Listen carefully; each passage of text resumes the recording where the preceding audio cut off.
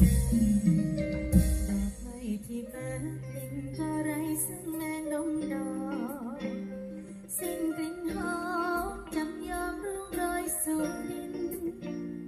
เรียกใจเขาที่เศร้าหา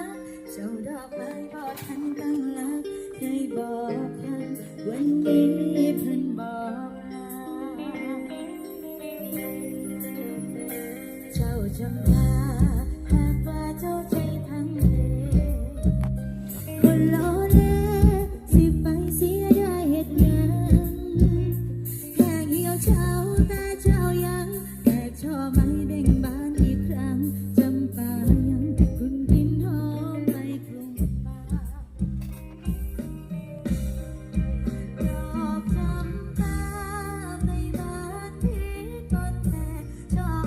นพิษมองเขาเลยมองบ่เห็นเช่นความหักต้องหักให้เป็นเจ้าเลือกอย่างที่เส้นเลือกเสื้อใจเขาเจ้าดอกจำปาให้กลับมาหักเจ้า